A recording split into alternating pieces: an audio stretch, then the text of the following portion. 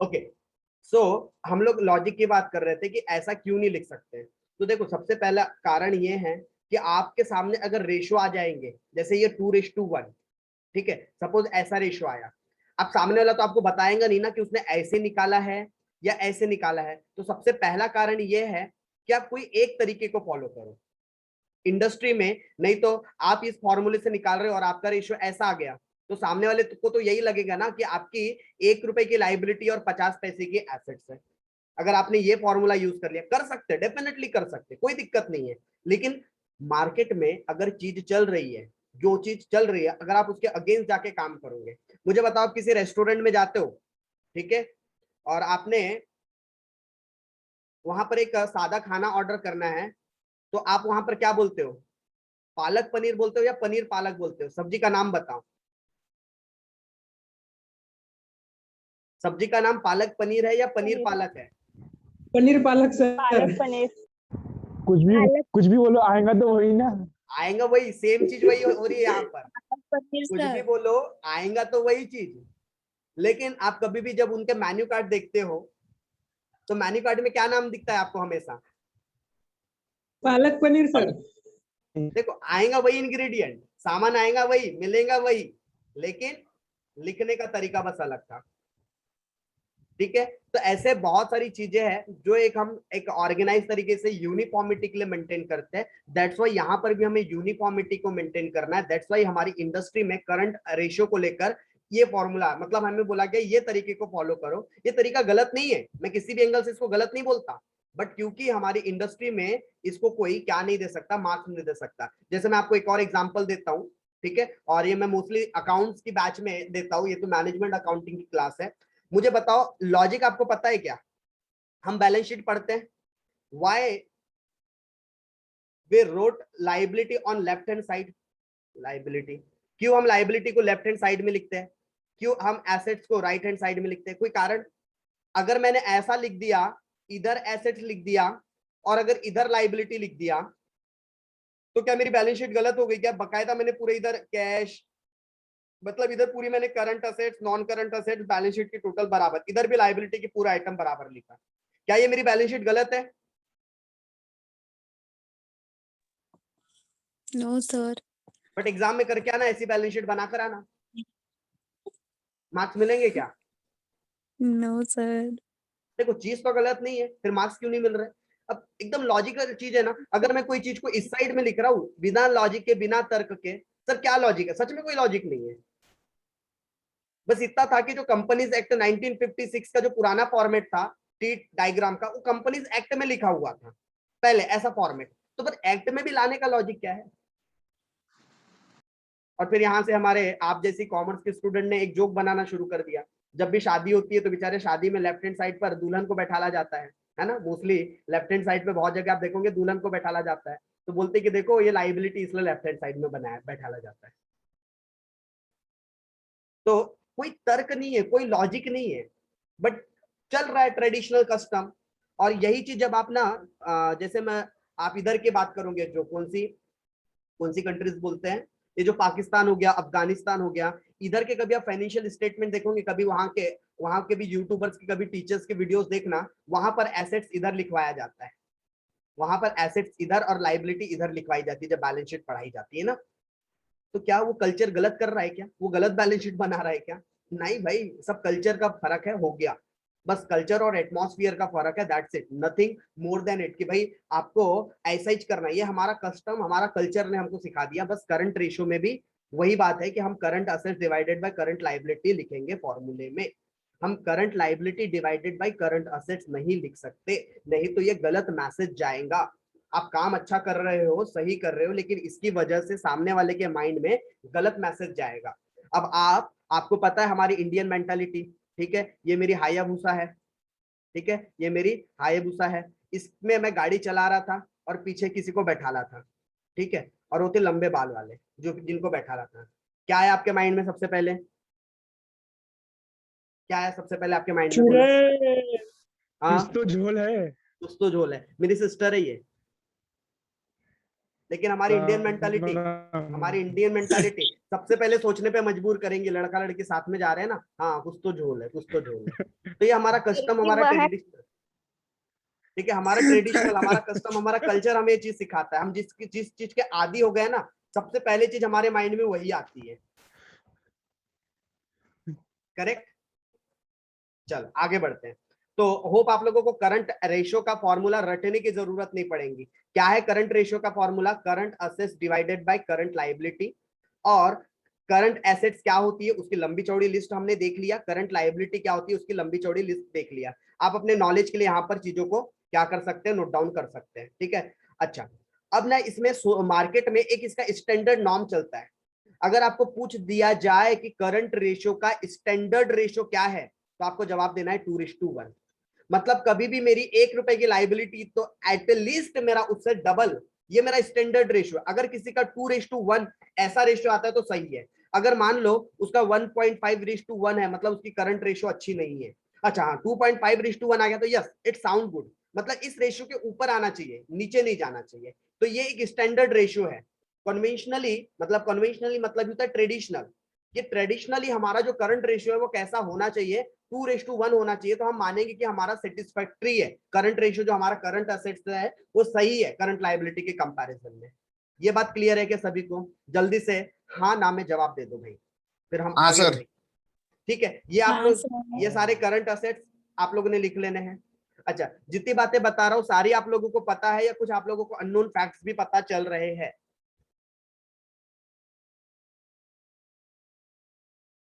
सारी चीजें पहले से पता है तो मैं थोड़ी फास्ट करूंगा। अगर आपको लग रहा है अननोन है कुछ चीजें, सर सही चल रहे हो, तो वैसे ही चलूंगा।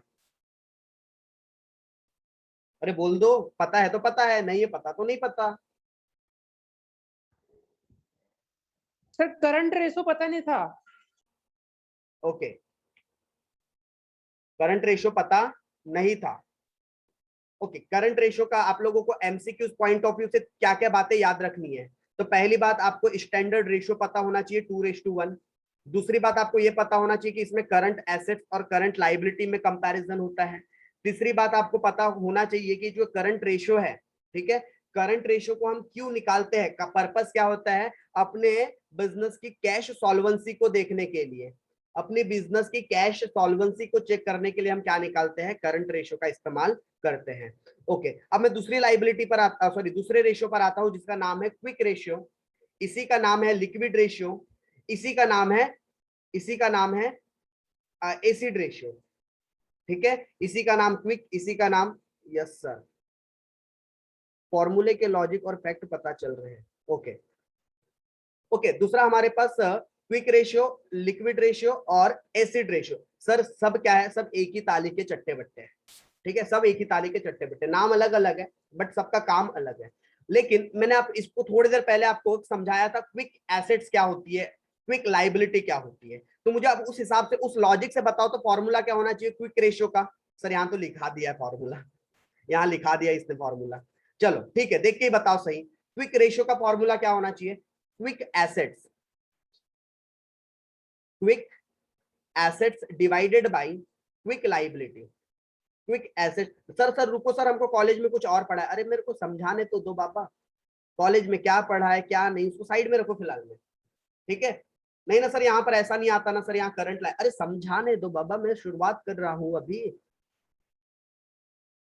चलो, तो quick assets divided by quick liability, अगर सही कॉन्सेप्चुअल देखा जाए तो फॉर्मूला ऐसा लिखना चाहिए। क्योंकि देखो हम क्या निकाल रहे हैं, हम निकाल रहे क्विक रेशियो। हम कौन सा रेशियो निकाल रहे हैं? Quick ratio. तो फिर क्विक रेशियो के लिए हमें क्या करना चाहिए? Quick assets divided by quick liability. और अगर आप क्विक लाइबिलिटी की डेफिनेशन देखोगे ना, तो मैंने तो आपको पहले ही बता दिया कि उसमें बैंक ओवरड्राफ्ट और कुछ आइटम्स होते हैं जो एक्सक्लूड कर दिए जाते हैं। लेकिन मेनी ऑथर्स इस बात से एग्री नहीं करते। बहुत सारे ऑथर्स झगड़ा कर लिए इस चीज के लिए। किस बात के लिए झगड़ा कर लिए उन्होंने? वो इतना ही सही नहीं मानते इस चीज को, बोलते ना ना ना ना ना बाबू ये गलत है, ये गलत है, यहाँ क्विक लाइबिलिटी नहीं आएगा। बहुत सारे ऑथर ने झगड़ा कर लिया और उन्होंने बोला नहीं नहीं नहीं, यहाँ क्विक लाइबिलिटी नहीं आएगा, क्विक लाइबिलिटी की जगह आप यहाँ पर करंट लाइबिलिटी लिखो। फिर हम जैसे लोगों ने पूछा कि भाई काहे काहे हम यहाँ पर क्विक करंट लाइबिलिटी लिखे, जब हम निकाल क्विक रेशियो रहे तो हमें तो क्विक क्विक वाली चीजों को लेना चाहिए ना। क्विक एसेट्स ले रहे तो क्विक लाइबिलिटी को लेना चाहिए, तभी तो जाके मेरा कहीं ना कहीं परफेक्ट क्विक रेशियो निकलेगा। तो बहुत सारे जो अपने आप को ज्ञानी समझते थे, अपने आप को महान समझते हैं, उन्होंने एक तर्क दिया। बोले देखो, सुनो हमारी बात, ध्यान से सुनना थोड़ा। हाँ, तो बोले कि तुम अकाउंट में एक कॉन्सेप्ट को फॉलो करते हो, अकाउंट में तुम एक कॉन्सेप्ट को फॉलो करते हो, उस कॉन्सेप्ट का नाम होता है प्रूडेंस। सुना है क्या आपने कॉन्सेप्ट के बारे में, प्रूडेंस या कंजर्वेटिज्म? नहीं। बहुत बढ़िया, किसी ने भी नहीं सुना है प्रूडेंस और कंजर्वेटिज्म? नाम सर, सुने सुनिए सर। बट मीनिंग अच्छे से नहीं पता। प्राची है क्या? प्राची आप बता सकते हो? सर फंडामेंटल्स में है ना अकाउंटिंग की ये? यस, फंडामेंटल ऑफ अकाउंटिंग में है ये सारी चीजें, अकाउंटिंग कॉन्सेप्ट में। प्राची है ना अभी? Prachi, yes sir. आप उन लोगों को पढ़ा रहा था अकाउंटिंग कॉन्सेप्ट कॉन्वेंशन, जब आप 11th वालों के साथ बैठते थे, याद आ रहा है कुछ? प्रूडेंस के बारे में Yes. पढ़ाया था, स्टूडेंट के बारे में याद नहीं है सर। याद नहीं आ रहा है? ओके, प्रूडेंस या कंजर्वेटिज्म का मतलब होता है, अगर मुझे कोई ऐसा लगता है फ्यूचर में लॉसेस होने वाले हैं, तो उस लॉस को मैं आज ही रिकॉग्नाइज कर लूंगा। मुझे लगता है कोई पैसा फ्यूचर में जाने वाला है, तो उसको मैं मानूंगा कि वो पैसा आज ही मेरे पास से चली जाएगा। यानी हम सेफर साइड प्ले करते हैं। हम क्या करते हैं? सेफर साइड प्ले करते हैं। सर सेफर साइड का मतलब क्या होता है? एक मिनट बस। हाँ, सेफर साइड का मतलब होता है कि एस्टिमेटेड फ्यूचर लॉसेस या कोई फ्यूचर पेमेंट जो भविष्य में जाने वाला है, उस पेमेंट को हम क्या करते हैं, पहले ही रिकॉग्नाइज कर लेते हैं कि ये पैसा मेरे पास से फ्यूचर में जाने वाला है। तो इसी कंसेप्ट को पकड़कर बहुत सारे अकाउंट के एक्सपर्ट्स लोग अटक गए इस बात पे। बोले तुम काहे यहाँ पर बोले क्विक लाइबिलिटी लिख रहे हो? बोले जो तुमने करंट लाइबिलिटी में से बैंक ओडी को अलग कर दिया था, आपने क्या बोला था कि बैंक ओडी क्विक एसेट्स नहीं, क्विक सॉरी ये लाइबिलिटी है, सॉरी, करंट लाइबिलिटी में एक बैंक ओवरड्राफ्ट और एक कैश क्रेडिट के नाम से या फिर क्रेडिट कार्ड के नाम से आपके पास एक लाइबिलिटी थी। तो आपने बोला कि इनका स्पेसिफिक पीरियड नहीं होता पेमेंट देने का, इसलिए आपने बोला कि ये हमारी क्विक लाइबिलिटी नहीं है। क्या बोला आपने? कि ये हमारी क्विक लाइबिलिटी नहीं है।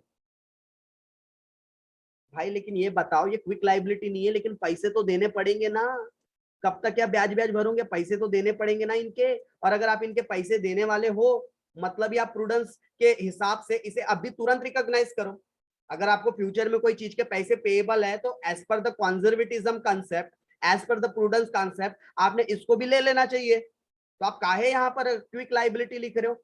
ये तो अल्टीमेटली इसके भी पैसे आपको देना ही है as per the conservatism concept, जल्दी से जल्दी देना है। तो आप यहाँ करंट लाइबिलिटी ही लो ना। दैट्स वाई इस आर्ग्यूमेंट को थोड़ा सा जब लॉजिकल सोचा गया, तो यस यार बात तो सही हो रही है। अगर हम अकाउंटिंग में कंजर्वेटिज्म या प्रूडेंस कॉन्सेप्ट का फॉलो करते हैं, तो वहां पर हमारे पास जितने भी एस्टिमेटेड फ्यूचर पेमेंट्स होते हैं, हम मान के चलते कि पेमेंट आज ही हो जाएगा। तो हम काहे उसके लिए स्पेसिफिक पीरियड का वेट करें कि जब उसका स्पेसिफिक पीरियड की डेट नहीं है तो हम उसको करंट लाइबिलिटी नहीं मान, सॉरी क्विक लाइबिलिटी नहीं मानते। तो बोला गया कि भाई आपको जब भी क्विक रेशियो निकालना है, तो आपको quick assets divided by current assets करना है फॉर्मूले में, सॉरी करंट लाइबिलिटी करना है फॉर्मूले में। हालांकि यहाँ पर यानी कि उन ऑथर्स के हिसाब से करंट लाइबिलिटी और क्विक लाइबिलिटी एक ही होती है, इनमें कोई डिफरेंस नहीं होता। जो आपकी करंट लाइबिलिटी होंगी वही आपकी क्विक लाइबिलिटी होंगी। ऐसा किन्होंने, वो जो अकाउंटिंग के अच्छे खासे ज्ञाता थे, जिनको अच्छी खासी नॉलेज थी, उन्होंने ये बात बताया और फिर हम लोगों ने भी उनको फॉलो किया। यस, और लॉजिक भी है उनके, जो बातों के पीछे तर्क वितर्क काफी सही है। तो इसलिए हम लोग भी ज्यादा उनके साथ आर्ग्यू नहीं किए और हम भी उनके राह के साथ चल पड़े। यस, आप सही बोल रहे हो। अगर हम कंजर्वेटिज्म कॉन्सेप्ट को फॉलो करें, तो हमारे लिए quick liability is equal to current liability हो जाती है। मेरी जितनी करंट लाइबिलिटी वही मेरी क्विक लाइबिलिटी होगी। इसलिए हम लोग फॉर्मूले में क्या वर्ड यूज करते हैं? हम लोग फॉर्मूले में current assets divided by current liability, ये वर्ड यूज करते हैं। समझ में आया क्या? दोनों का मीनिंग यहाँ पर सेम ही है। करंट लाइबिलिटी को ही क्विक करंट लाइबिलिटी भी बोलते हैं। दोनों का यहाँ पर अलग अलग कोई भी मतलब नहीं है। अच्छा, और इनका स्टैंडर्ड रेशियो कितना होना चाहिए? 1:1। अगर मेरे पास 1 रुपए की करंट लाइबिलिटी है, तो मेरे पास 1 रुपए का कम से कम क्विक एसेट्स होना चाहिए। ये इनका मार्केट में स्टैंडर्ड रेशियो है। आप please MCQs point of view से स्टैंडर्ड रेशियोज को याद रख लीजिएगा। मुझे बताओ, आपको ये बात समझ में आई क्या क्विक रेशियो की? अभी तक हमने 2 रेशियो डिस्कस किए। करंट रेशियो का फॉर्मूला है current assets divided by current liability, और क्विक रेशियो का फॉर्मूला है quick assets divided by current liability. Sir दोनों में करंट, आप करंट की जगह क्विक लाइबिलिटी भी लिख सकते हो लिखने के लिए, लेकिन दोनों का मतलब सेम ही है। जितनी क्विक लायबिलिटी की वैल्यू है उतनी करंट लायबिलिटी की वैल्यू होगी। मुझे बताओ ये दो फॉर्मूले में कोई दिक्कत, कोनो प्रॉब्लम? No sir. देखो यहाँ पर भी वही चीज बता रहा है कि क्विक एसेट्स में से हम क्या माइनस कर देंगे, स्टॉक और प्रीपेड, और क्विक लायबिलिटीज में से हम क्या माइनस करेंगे, बैंक ओवरड्राफ्ट और इनकम रिसीव्ड इन एडवांस। क्योंकि कोई पैसे अगर मुझे एडवांस में मिल गए हैं तो ऑब्वियस है ना, वो मेरे ही पैसे हैं, तो वो मुझे पे वापस नहीं करना है, इसके लिए स्पेसिफिक ड्यूरेशन नहीं है, जो बात हम ऊपर ऑलरेडी कर चुके हैं कि कौन कौन सी। बट बहुत सारे ऑथर्स ने, कहाँ गया अपना क्विक, ऊपर में है, इतना ऊपर पहुंच गए थे। हाँ ये देख रहे हो, बैंक ओवरड्राफ्ट, ये एडवांस जो हमने लिया था इनकम, वो कैश क्रेडिट और अनक्लेम डिविडेंड। तो ये चार चीजें हमारी क्या है, एक प्रकार से स्पेसिफिक ड्यूरेशन उसके लिए मेंशन नहीं है, इसलिए उसको हम क्या भी बोल सकते हैं, क्विक लायबिलिटी भी बोल सकते हैं। क्या बोल सकते हैं, क्विक लायबिलिटी। बट आप जितने भी क्वेश्चन सॉल्व करोगे ना, मैक्सिमम क्वेश्चन में आपके क्विक एसेट, क्विक लायबिलिटी और करंट लायबिलिटी सेम ही आएगी। सर अगर ऐसा कोई क्वेश्चन आ गया, जैसे सर कोई क्वेश्चन आ गया जिसमें हमको बोलता है क्विक रेशियो निकालो और उसमें बैंक ओवरड्राफ्ट वाला भी पॉइंट आ गया, तो क्या माइनस करना चाहिए कि नहीं करना चाहिए? मार्केट में दोनों ओपिनियन चलते हैं, ठीक है, मार्केट में ओपिनियन फर्स्ट और ओपिनियन सेकंड, दोनों ओपिनियन चलते हैं। बहुत सारे लोग क्विक रेशियो कैसे निकालते हैं, quick assets divided by current liability लेकर, कुछ लोग quick assets divided by quick liability लेकर। अगर आपको स्पेसिफिकली बैंक ओवरड्राफ्ट ये इंफॉर्मेशन मेंशन है, income received in advance mention है, तो फिर आपने फॉर्मूले में क्विक लायबिलिटी वर्ड यूज करना। अगर आप माइनस करके लिख रहे हो ना, तो आप फॉर्मूले में क्विक लायबिलिटी वर्ड यूज करना, और अगर आप माइनस नहीं कर रहे हो तो आप करंट लायबिलिटी वर्ड यूज करना। तो आपने ये वर्ड के साथ में फॉर्मूले को नोट डाउन करना पड़ेगा। सर मार्केट में जनरल अजम्पशन क्या है इसको लेकर? जनरल अजम्पशन यही होता है कि current liability is equal to quick liability, दोनों सेम ही होती है, ये जनरल अजम्पशन है मार्केट का, इंडस्ट्री का ये जनरल अजम्पशन है कि क्विक लायबिलिटी आपकी क्विक करंट लायबिलिटी के बराबर होती है। जबकि हम बात करें current assets, current assets quick assets के बराबर नहीं होती। क्विक, इसको करंट असेट्स को अगर क्विक एसेट्स के बराबर करना है तो उसमें स्टॉक और प्रीपेड को ऐड करना पड़ेगा। या मैं ऐसा भी बोल सकता हूँ, क्विक एसेट्स कैसे निकालेंगे, करंट असेट्स में से स्टॉक और प्रीपेड एक्सपेंसेस माइनस हो जाएगा तो क्या निकल जाएगा, क्विक एसेट्स निकल जाएगा। चलो हम आगे बढ़ सकते हैं। ये किसी ने रेड लाइन ड्रॉ किया है, प्लीज मिटा दो अगर किसी ने स्क्रीन पर ड्रॉ किया है तो हमने अभी बात कौन से रेशियोज की? हम लोगों ने करंट एसेट्स और करंट क्विक रेशियोज की बात की, करंट और क्विक की बात की। यहां तक कि किसी को डाउट है क्या, प्लीज अपने माइक ऑन करके बोल सकते हो। पहले तो मुझे बताओ, ये जो हम लोगों ने आज सॉल्वेंसी लिक्विडिटी रेशियो देखा, लिक्विडिटी के अंदर दो रेशियो, इसमें किसी को कोई डाउट है क्या? No sir. पक्का? सर नहीं सर। हाँ, किसी का सवाल आ रहा है शायद। सर अपन आपने क्विक रेशियो एसिड रेशियो बोले, हाँ वो जो करंट असेट्स और करंट लायबिलिटी के बराबर ही होता है बोले ना, हाँ स्टॉक वहाँ पे एक्सक्लूड किए जाते हैं, तो सर वो हाँ। तो मैंने पास सेम ही है सर। अगर किसी क्वेश्चन में पूछा है क्विक रेशियो, तो अगर वो वाले क्वेश्चन में स्टॉक और प्रीपेड नहीं दिया है, हाँ और उसी क्वेश्चन में करंट रेशियो भी बोला है यानी क्विक रेशियो भी करंट रेशियो बोला, तो अल्टीमेटली आंसर तो वही आने वाला है ना यस सर। ऑब्वियस फिर है, अपन दोनों सेम ही आ जाएगा। अगर आपका जैसा सवाल है कि क्वेश्चन में हमको स्टॉक और प्रीपेड एक्सपेंसेस के बारे में जानकारी नहीं दिया है, मतलब मेरे पास जितनी भी करंट असेट्स है वो मेरी equivalent to the quick assets है, और अगर क्वेश्चन में दोनों चीज बोलेगा तो आपका आंसर सेम ही आएगा। जो भी आपका करंट रेशियो है वही आपका क्विक रेशियो भी हो जाएगा।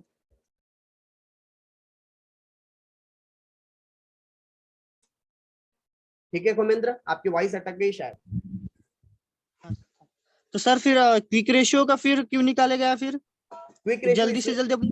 यस, क्विक रेशियो का कॉन्सेप्ट इसलिए लाया गया ताकि हमें ये पता चल चुके कि हमको करंट असेट से, करंट रेशियो से क्या पता चल गया, शॉर्ट टर्म फाइनेंस कितना है, ठीक है। बट हमने क्विक रेशियो की इजाद क्यों की, वेरी शॉर्ट टर्म कितना है जो इमीडिएटली मुझे कैश में कन्वर्ट कर दे। मुझे आज रात खड़े खड़े कैश की जरूरत है, तो मेरे पास आज रात में खड़े खड़े कहां से कैश आ जाए, तो उसके लिए क्विक रेशियो का हेल्प लिया गया। करंट असेट्स में कुछ चीजें ऐसी भी है जो हमें इमीडिएटली कैश में कन्वर्ट होकर नहीं मिल सकती, तो उस चीज को हम हटाकर क्विक एसेट्स निकाल लेते हैं कि ऐसी चीज जो मुझे इमीडिएटली कैश में कन्वर्ट होकर मिल जाए।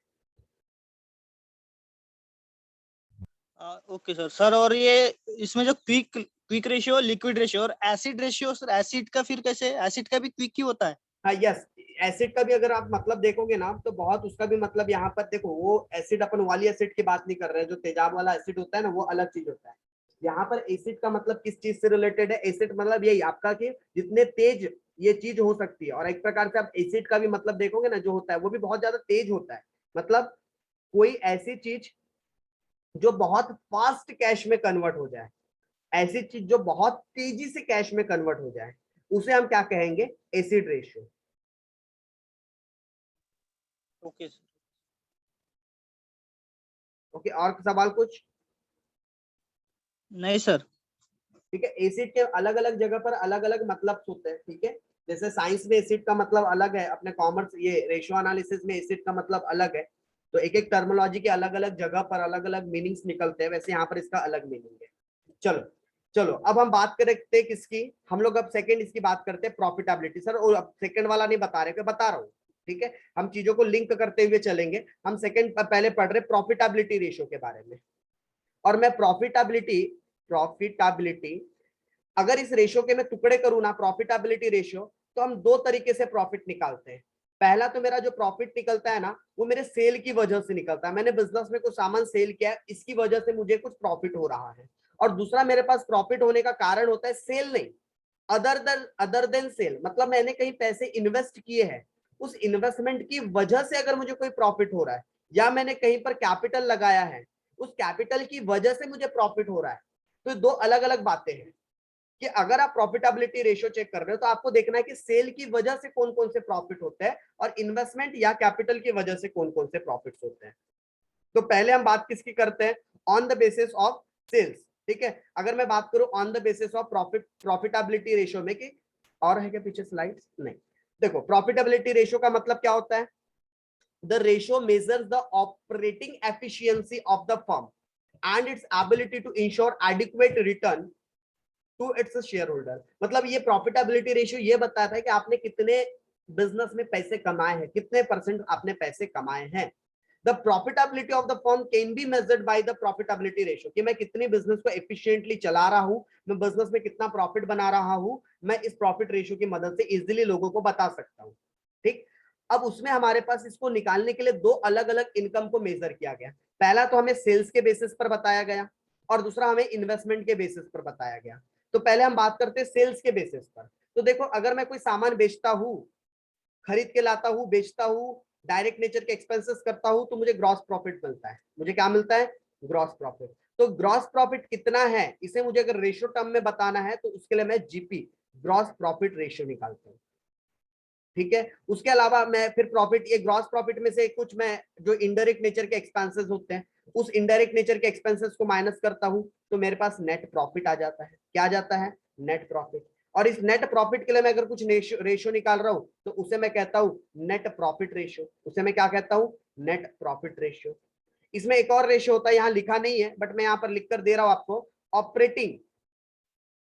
क्या होता है? Operating ratio, operating profit ratio. Sir अब ये ऑपरेटिंग प्रॉफिट मतलब क्या होता है? और ये बहुत इंपॉर्टेंट टर्म है। ठीक है, ऑपरेटिंग प्रॉफिट बहुत इंपॉर्टेंट टर्म है।